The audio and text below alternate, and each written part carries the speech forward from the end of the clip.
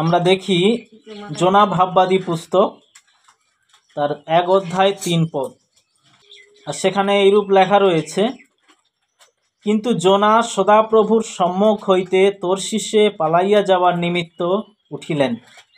তিনি জাফতে নামিয়া গিয়া তর্শিসে যাইবেন এমন এক জাহাজ পাইলেন। তখন জাহাজের ভাড়া দিয়া সদাপ্রভুর সম্মুখ হইতে নাবিকদের সহিত তর্শিসে যাবার জন্য সেই জাহাজে প্রবেশ করিলেন। আসুন আমরা এই সময় ঈশ্বর বাক্যের জন্য প্রার্থনা করি। আজকের আমরা শিখব জোনার কাছ থেকে, জোনার জীবন থেকে। পুরাতন নিয়মে ভাববাদী পুস্তকে এই জোনা ভাববাদী পুস্তক আছে। জোনা হচ্ছে ঈশ্বরের একজন নবী, বুঝতে পারছেন? নবী বা ভাববাদী, যাদের মধ্য দিয়ে ঈশ্বর সাধারণ মানুষের কাছে বার্তা পাঠাতেন, যাদেরকে ঈশ্বর দাঁড় করিয়েছেন ঈশ্বর আর মানুষের মধ্যে সংযোগ করার জন্য। ঈশ্বর কথা বলছেন এই নবী বা ভাববাদীদের দ্বারা। কার সাথে? মানুষের সাথে। ঈশ্বর সরাসরি মানুষের সাথে কথা বলছে না, কারণ তারা ঈশ্বরের কথা বুঝতে পারবে না। তাই তিনি নবীদেরকে মনোনীত করেছেন। আর সেই নবীর মধ্যে যিশায়া নবী আছে, জিরিমিয়া নবী আছে, তাই তো আরও অনেক নবী রয়েছে। আর জোনা বলে পুরাতন নিয়মে একজন ভাববাদী ছিলেন। আর বলছে একদিন ঈশ্বরের বাক্য জোনার কাছে এলো।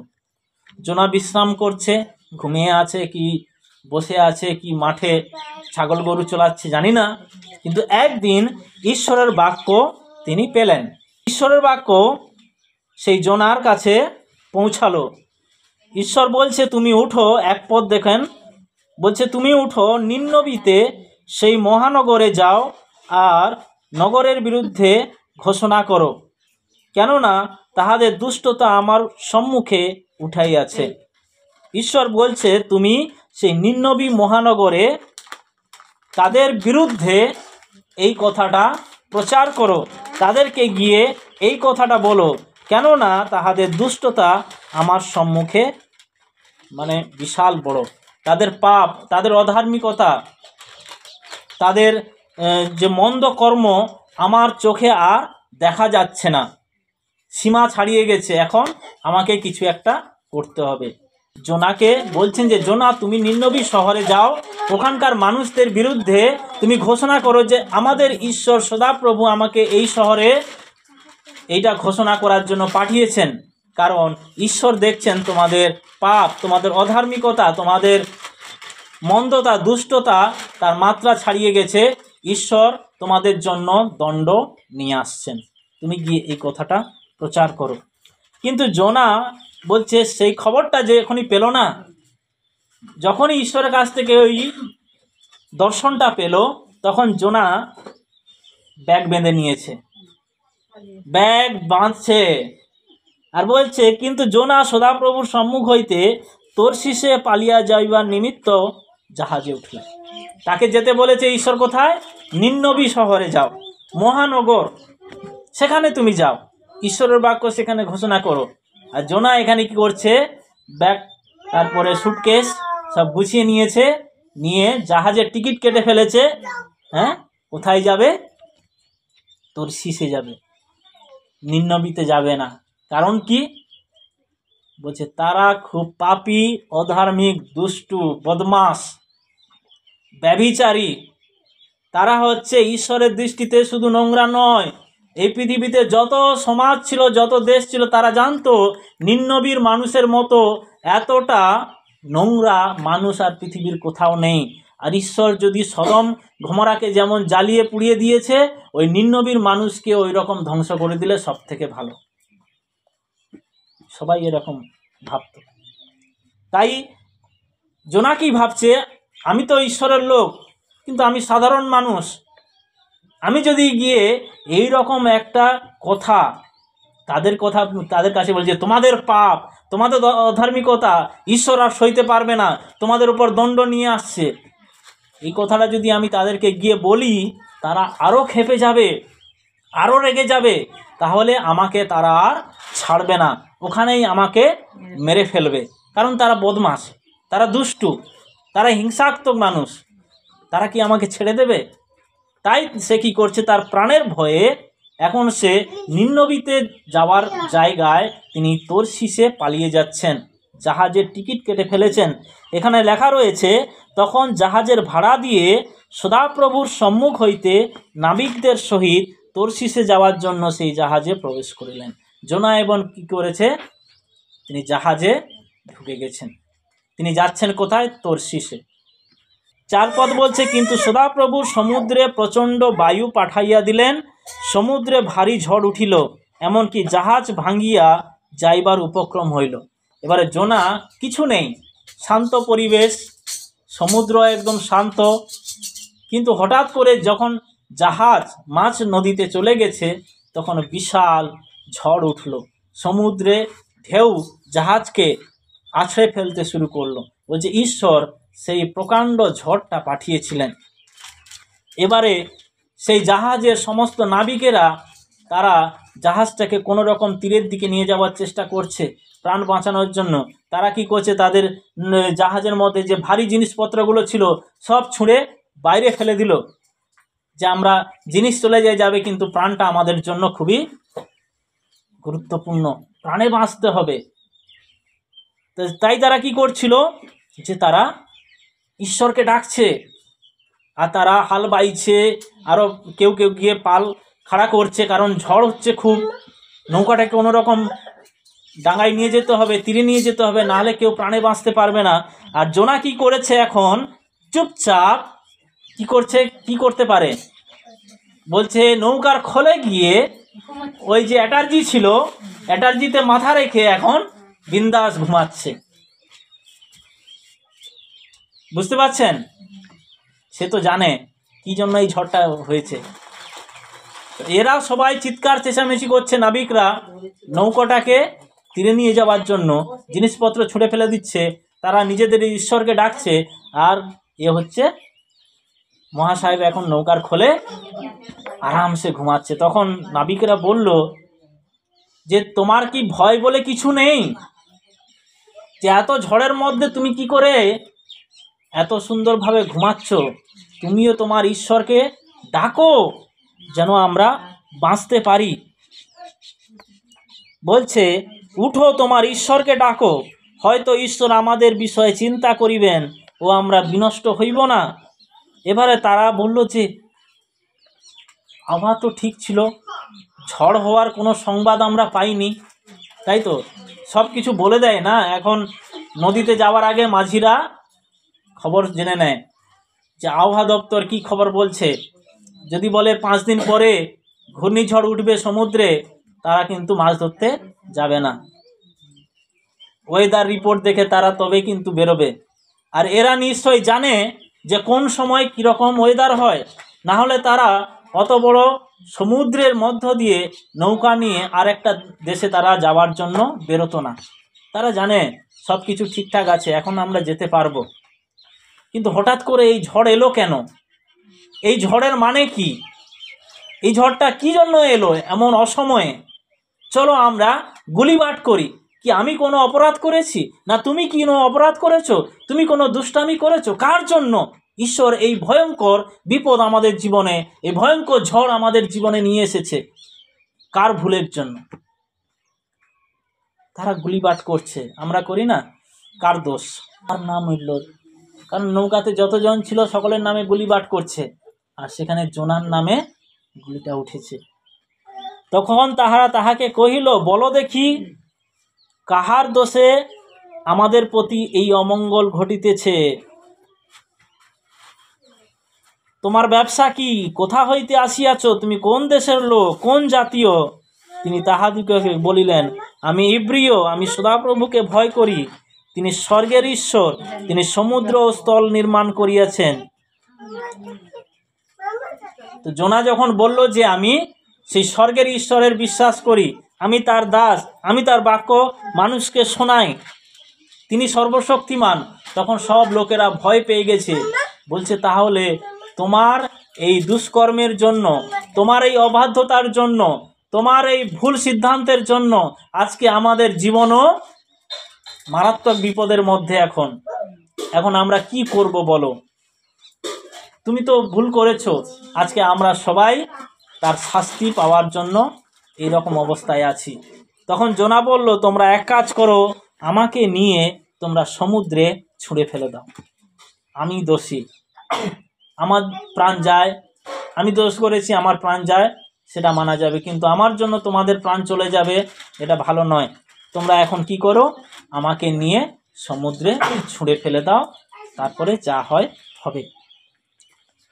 কারণ সমুদ্র তখন ফুলে ফেঁপে উঠছে, নদীর জল, নদীতে ঢেউগুলো আছড়ে পড়ছে, যে সবাই মরণাপন্ন। তখন তারা কি করলো, জোনাকে নিয়ে সমুদ্রে ফেলে দিল। এবারে ঈশ্বর ব্যবস্থা করে রেখেছে, তিনি কি করলেন, একটা বিরাট বড় মাছকে তিনি পাঠালেন। লেখা রয়েছে 17 পদে, আর সদাপ্রভু জোনাকে গ্রাস করিবার জন্য একটা বিরাট মাছ নিরূপণ করিলেন, এবং সেই মাছের উদরে জোনা 3 দিন ও 3 রাত্রি থাকলেন। একটা মাছের পেটে জোনা এখন 3 দিন আর 3 রাত সেখানে প্রার্থনা করছে। জোনা সেখানে প্রার্থনা করছে যে প্রভু, ভুল হয়ে গেছে আমার, হ্যাঁ আমি তোমার আজ্ঞাকে মানিনি, তারপর তবুও তুমি আমাকে সংকটের সময় আমাকে বাঁচিয়েছো। এরকম করে সে এখন ঈশ্বরের ধন্যবাদ করছে, ঈশ্বরের কাছে প্রার্থনা করছে। তারপর বলছে, পরে সদাপ্রভু সেই মৎস্যকে বলিলেন, আর সে জোনাকে শুষ্ক ভূমির উপরে উগরে ফেলল। সমুদ্রের তীরে সেই মাছটা জোনাকে এবার মুখ দিয়ে বের করে দিল। এবারে ঈশ্বর আবার দ্বিতীয়বারের জন্য জোনাকে বলছে। পরে দ্বিতীয়বার সদাপ্রভুর বাক্য জোনার কাছে উপস্থিত হইল। তিনি কহিলেন, তুমি উঠো, নিন্নবীতে সেই মহানগরে যাও, আর আমি তোমাকে যাহা ঘোষণা করিতে বলি তাহা সেই নগরের উদ্দেশ্যে ঘোষণা করো। তখন জোনা উঠিয়া সদাপ্রভুর বাক্য অনুসারে নিন্নবীতে গেলেন। নিন্নবী ঈশ্বরের দৃষ্টিতে মহানগর, তথায় যাতায়াত করিতে 3 দিন লাগিত। পরে জোনা নগরে প্রবেশ করিতে আরম্ভ করিয়া 1 দিনের পথ গেলেন এবং ঘোষণা করিলেন, বলিলেন, আর 40 দিন গত হইলে নিন্নবী শহর উৎপাটিত হইবে। এখানে ঈশ্বর দ্বিতীয়বারের জন্য জোনাকে পাঠাচ্ছে সেই একই কাজ করার জন্য একই লোকেদের কাছে। এবার জোনার পালিয়ে যাওয়ার মতো আর কোনো রাস্তা নেই, কারণ ওর শিক্ষা হয়ে গেছে যে আমি একবার ঈশ্বরের উপস্থিতি থেকে পালিয়ে যেতে চেয়েছিলাম, একবার আমি ঈশ্বরের অবাধ্য হয়ে চলে যাচ্ছিলাম, আমাকে ঈশ্বর কানটা ধরে আবার টেনে এনেছে। আমি যদি এখন আবার পালিয়ে যাই, আবার কোন বিপদ আমার জীবনে আসবে আমি জানি না। তাই সে কি করলো, ঈশ্বরের কথা মতো, বাধ্য অবাধ্য কোনো পথ নেই, কোনো উপায় নেই, তাই সে কি করলো, চলে গেল সে নিন্নবী শহরে। আর গিয়ে বলছে, তিনি ঘোষণা করলেন, কদিন পর, 40 দিন পরে এই নিন্নবী শহর, যেটা এত জাঁকজমকপূর্ণ, এই শহর অনেক ধনী, কারণ সেটা ব্যবসার কেন্দ্রবিন্দু।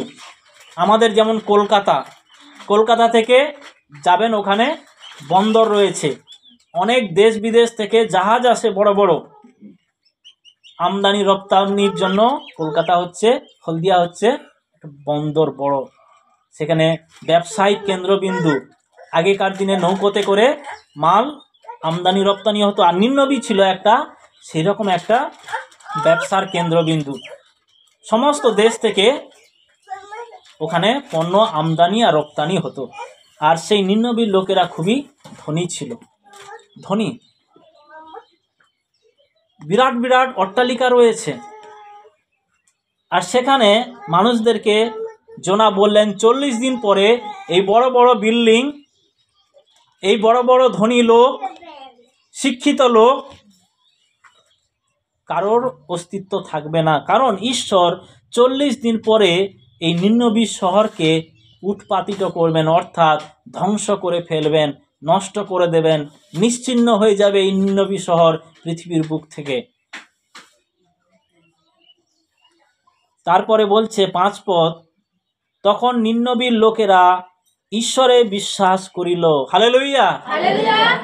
বলছে সেই বদমাস অহংকারী, যারা ঈশ্বরে বিশ্বাস করে না, তারপরে কি, তারা দুষ্টু, তারা পাপী, তারা হিংস্র জীবজন্তুর মতো।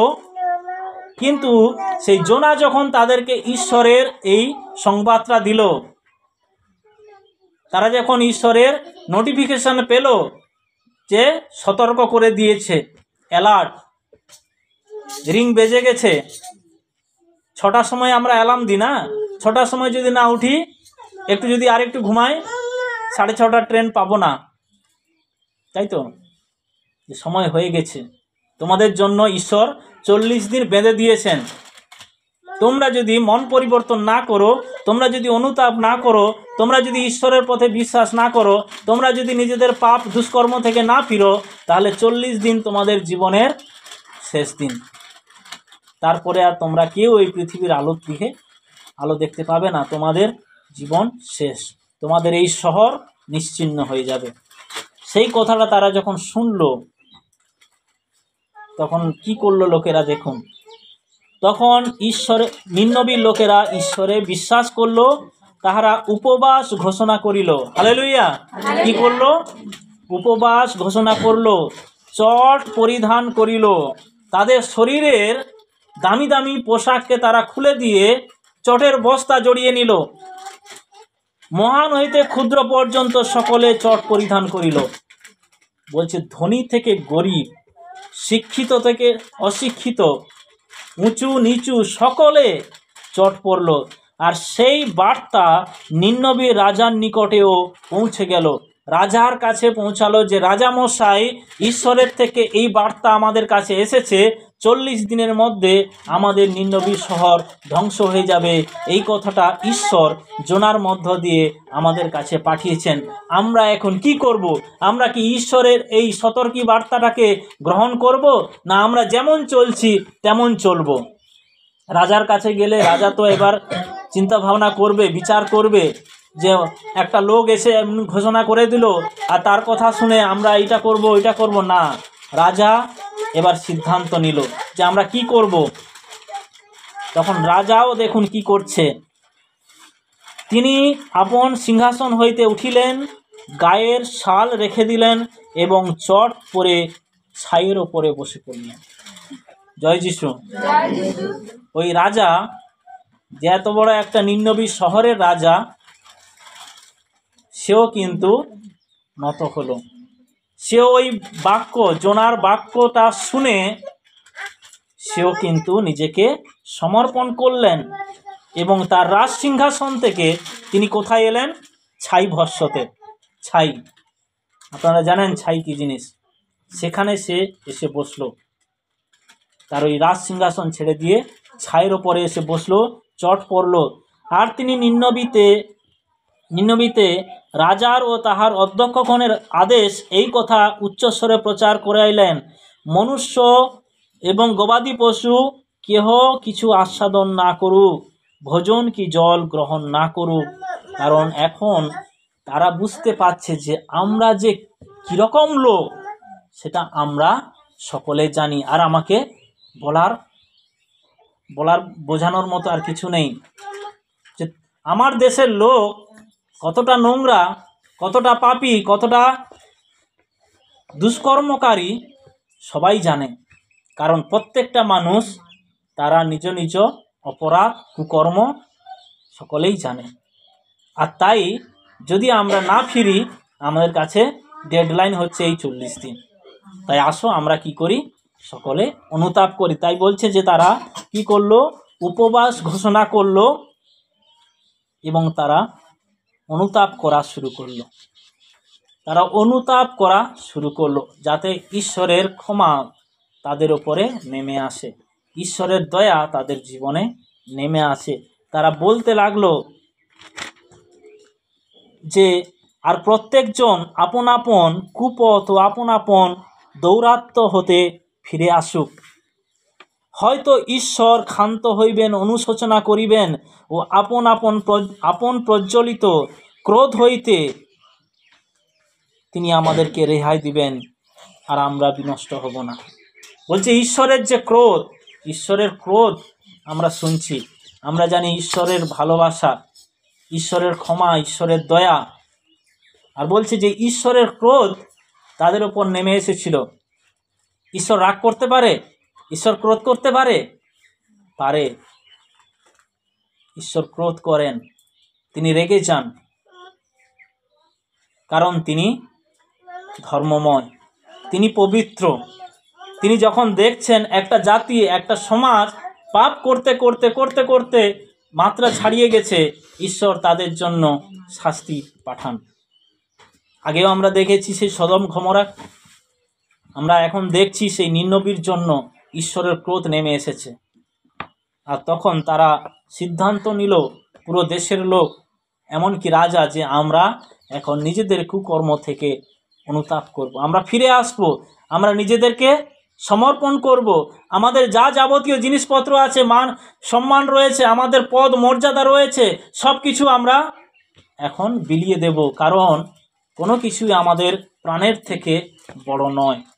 তাই আসো আমরা সব কিছু ছেড়ে দিয়ে নিজেদেরকে আমরা এখন নত করি, ছাই মাখি, আমরা চট পরি, যেন আমরা প্রাণে বাঁচতে পারি। কারণ আমাদের সম্পত্তি, আমাদের ঘরবাড়ি, আমাদের মান মর্যাদার থেকে আমাদের জীবনই বড়। আর সেই জীবন ঈশ্বর 40 দিনের মধ্যে, 40 দিন পরে ধ্বংস করে দেবে। তাই তারা অনুতাপ করলো, তারা অনেক ঈশ্বরের কাছে প্রার্থনা করলো।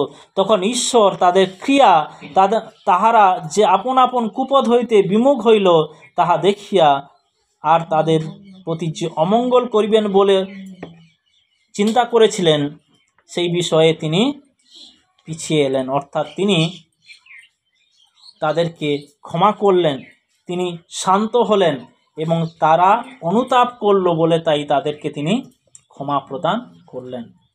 এই জন্য বলে, ক্রোধে ধীর, দয়াতে মহান তিনি। ঈশ্বরের ক্রোধ নেই এটা বলা ভুল, কিন্তু ক্রোধে ঈশ্বর ধীর, দয়াতে তিনি মহান। ঈশ্বরের ক্রোধ নেমে এসেছিল, কিন্তু তার ভালোবাসার জন্য তিনি যখন দেখলেন যে লোকেরা অনুশোচনা করছে, অনুতাপ করছে, তখন তিনি তার ক্রোধকে সরিয়ে তার ক্ষমা তিনি সেই লোকেদের জন্য দিলেন। আর এইভাবে ঈশ্বরের লোকেরা কি পেল? সেই নিন্নবীর লোকেরা কি পেল? উদ্ধার পেল, ক্ষমা পেল তাদের দুষ্কর্মের জন্য। আর এটাই সেই গল্প, এখনো শেষ হয়নি। 4 অধ্যায়টা রয়েছে, যেখানে ঈশ্বর যখন সে নিন্নবীর লোকেদেরকে ক্ষমা করলেন, যে তারা কুপথ হতে বিমুখ হয়েছে, তারা অনুশোচনা করেছে, তখন ঈশ্বর তাদেরকে ক্ষমা করলেন। আর তারপরে সেইটা দেখে জোনা এখন ক্রুদ্ধ, রাগী। ঈশ্বর, কেন তুমি ওদেরকে ক্ষমা করলে? ওরা তো পাপী, ওরা তো দুষ্টু, মন্দ লোক, তুমি কেন ওদেরকে ক্ষমা দিলে? আমি এই জন্য যেতে চাইনি, আমি এই জন্য পালিয়ে যাচ্ছিলাম নিন্নবীতে, আমি এই জন্য যেতে চাইনি। আমি যদি গিয়ে বলি আপনি ওদেরকে ক্ষমা করে দেবেন, আমি চেয়েছিলাম যেন আপনার ক্রোধ ওই নিন্নবীর ওপরে নেমে আসে আর পুরো শহরটা ধ্বংস হয়ে যায়। তাই আমি চলে যাচ্ছিলাম লুকিয়ে, আপনার উপস্থিতি থেকে আমি চলে গিয়েছিলাম, যে আপনার ক্রোধ ওদের উপর নেমে আসুক। কারণ ওদের দুষ্টামি, ওদের নোংরামি আমরা সবাই জানি, আরও শাস্তি হওয়া দরকার। প্রিয়জনেরা, আমরাও এরকম অনেক সময় ভাবি যে মানুষটা খুবই বদমাশ, ওর সাথে আমার কোনোদিন ভালো হয়নি, ওর আচার আচরণ খুব মন্দ। আর অনেকে এইভাবে প্রার্থনা করে, প্রভু ওকে শাস্তি দাও, তাই তো? প্রভু তুমি ওর পাওনা তুমি ওকে দিয়ে দাও, ওর মন্দ কর্মের জন্য তুমি ওকে শাস্তি দাও। আমরা এইরকম প্রার্থনা করি জোনার মতো। কিন্তু ঈশ্বরের পরিকল্পনা কি? ঈশ্বর তো ক্রোধ আছে, কিন্তু সেই ক্রোধটা থেকেও তার দয়া, তার ভালোবাসা, তার ক্ষমার স্থান অনেক উপরে। তিনি সময় দেন লোককে পরিবর্তন হওয়ার জন্য, তিনি ব্যবস্থা করেন যাতে তারা ফিরে আসতে পারে। আর তাই তিনি সেই জোনাকে পাঠিয়েছিলেন। আর জোনা কিন্তু গিয়েছিল, দ্বিতীয়বার গিয়েছিল, কিন্তু খুশি মনে নয়, ইচ্ছাকৃতভাবে নয়, ঈশ্বর আমাকে কাজ দিয়েছে বলে নয়। ও অনুপায় হয়ে গিয়েছিল যে আমার ফিরে যাওয়ার মতো, পালিয়ে যাওয়ার মতো আর কোনো রাস্তা নেই, আমাকে যেতে হবে। আর কিন্তু দেখুন ঈশ্বরের কাজ, ঈশ্বর কিভাবে সেই নিন্নবীর লোকের মধ্যে কাজ করলো।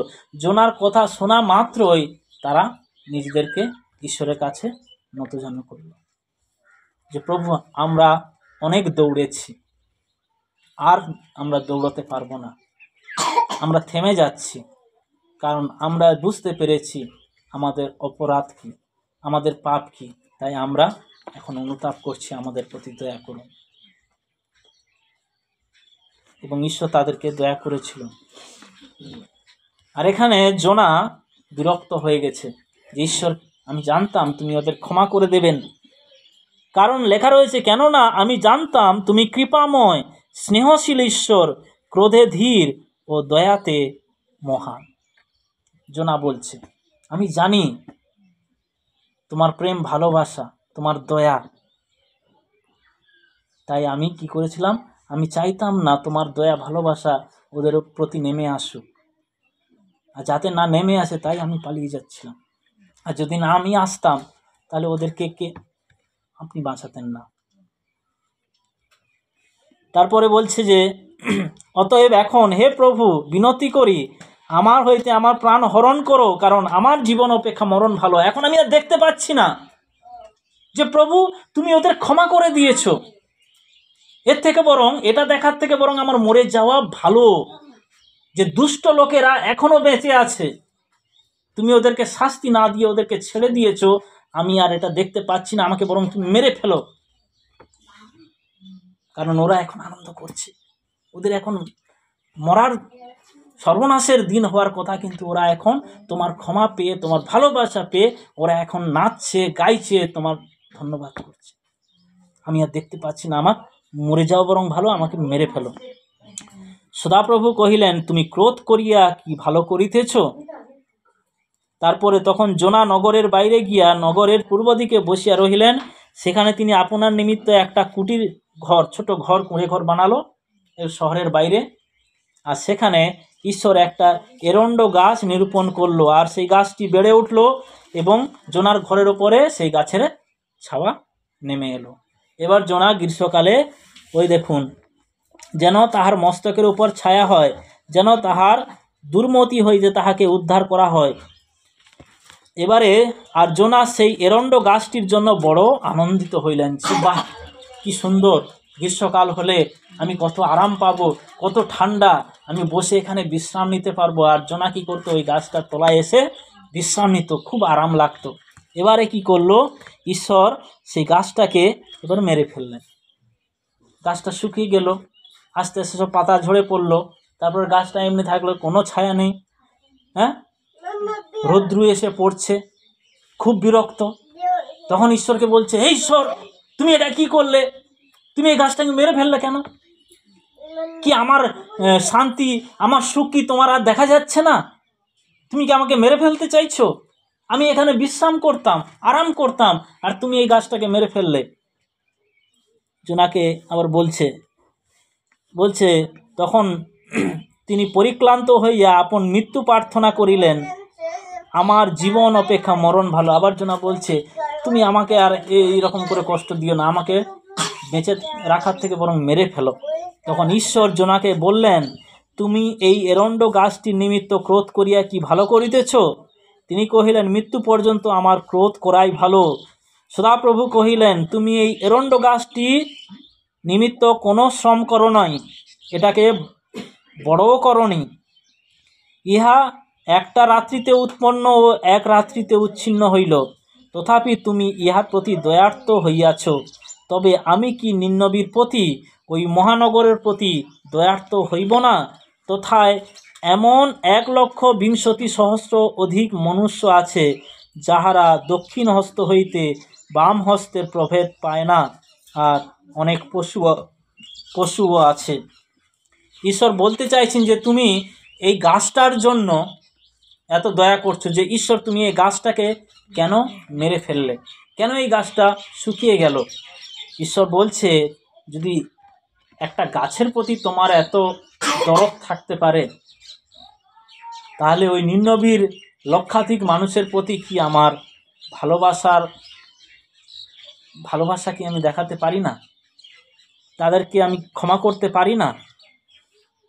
তাদেরকে তো আমি নির্মাণ করেছি, তারা তো আমার সৃষ্টি মানুষ, আমি তাদেরকে ক্ষমা দেওয়ার জন্য ব্যবস্থা করেছি, সেটা কি আমার ভুল ছিল? ঈশ্বর এটা বলতে চাইছেন যে প্রত্যেকটা মানুষ যাদেরকে ঈশ্বর এই পৃথিবীতে পাঠিয়েছেন, তাদের জীবনকে ঈশ্বর বাঁচাতে চান, সেই ধ্বংসের হাত থেকে, সেই বিনাশের হাত থেকে ঈশ্বর তাদেরকে বাঁচাতে চান। আর তাই আমাদেরকে তিনি ব্যবহার করছেন যে একজন, আমরা দাঁড়িয়ে আছি মানুষ আর ঈশ্বরের মাঝখানে, ঈশ্বরের সেই ভালোবাসার কথাটা, ঈশ্বরের সেই বাক্যটা সেই সমস্ত লোকেদের কাছে পৌঁছে দেওয়ার জন্য, যাতে তাদের জীবনেও ঈশ্বরের ক্ষমা নেমে আসতে পারে, ঈশ্বরের ক্রোধ তাদের জীবন থেকে সরে যেতে পারে, এবং তারাও ঈশ্বরের প্রেমে এবং ঈশ্বরের ভালোবাসায় তারাও যেন আনন্দিত হতে পারে। আর তাই তিনি আবার একবার মানুষকে বাঁচানোর জন্য তিনি যীশু খ্রিস্টকে পাঠিয়েছিলেন, তাই তো, যাতে মানুষ তার পাপের জন্য অনুতপ্ত হতে পারে এবং পরিত্রাণের রাস্তা ঈশ্বর তিনি করে দিয়েছিলেন। তিনি বাঁচাতে চান, তিনি ধ্বংস করতে চান না, তিনি ধ্বংস করার আগে তিনি আগে বাঁচানোর পরিকল্পনা করেছেন, তাই তো। তিনি আগে নোহাকে বললেন তুমি একটা জাহাজ তৈরি করো, আগে বাঁচার পথ তিনি দেখিয়েছেন, তুমি একটা জাহাজ তৈরি করো, কারণ আমি এই পৃথিবীকে জলমগ্ন করব। তিনিও আমাদেরকে সেই বিচারের দিনে দাঁড় করানোর আগে তিনি আমাদেরকে বাঁচার পথ দেখিয়েছেন, তিনি আমাদেরকে যীশু খ্রিস্টকে দিয়েছেন। তাই বলছে যে কেউ মুখে যীশুকে স্বীকার করবে, ঈশ্বর তাকে কি দেবেন? সেই নরকের শাস্তি থেকে উদ্ধার করবেন এবং অনন্ত জীবনের জন্য, স্বর্গের জন্য তাকে রাস্তা দেবেন। আর সেটাই হচ্ছে ঈশ্বরের ভালোবাসা, প্রিয়জন। আর আমরাও সেই ভালোবাসা, সেই ক্ষমা, সেই প্রেমকে পেয়েছি। আর ঈশ্বর আমাদেরকে বলছেন তার সেই ক্ষমার বাক্য আমরাও যেন অন্যের কাছে পৌঁছে দিই। যদি আমরা দেখছি সেই মানুষটা ভালোও নয়, নিতান্তই ও মন্দ, তবুও ঈশ্বর চাইছেন ওই মানুষটাকে বাঁচানোর জন্য আপনি যান, আপনি তাকে গিয়ে ঈশ্বরের দয়া, ঈশ্বরের ক্ষমার পথটাকে তাকে বলুন, যেন সেও মুক্তি পেতে পারে, সেও যেন রেহাই পেতে পারে, সে যেন বিনষ্ট হওয়ার পথ থেকে উদ্ধার পেতে পারে। জয় যিশু। তাই ঈশ্বর আমাদেরকে সেই জোনার মতো পাঠাচ্ছেন। আমরা ঈশ্বরের বাক্যটাকে অনিচ্ছাবশত নেব না, অনুপায় হয়ে নেব না। ভালো করে শুনুন, ঈশ্বর আপনাকে এখন কি বলছে আমি জানি না, কিন্তু আপনি যদি বাক্যটাকে আজকে ভালোভাবে শুনেছেন, ঈশ্বর আপনাকেও বলছেন যাও তুমি বলো। আপনি জানবেন যে আমার এই বাক্যটা কাকে বলা দরকার, কাকে বলার জন্য ঈশ্বর আমাকে বলছে ইচ্ছাকৃতভাবে যান, অনিচ্ছাবশত যাবেন না। ঈশ্বর পরিকল্পনা করে রেখেছেন তিনি কি করবেন। আপনি দেখছেন হয়তো এটা সম্ভব নয়, এই রাস্তাটা ঠিক নয়, আমি যদি ওই লোকটার কাছে যাই, ও বাবা সে তো আমার থেকে অনেক জ্ঞানী, ও বাবা সে তো আমার থেকে অনেক ধনী, ও বাবা আমার থেকে অনেক শিক্ষিত, আমি গিয়ে তাকে কি বলবো ঈশ্বরের কথা।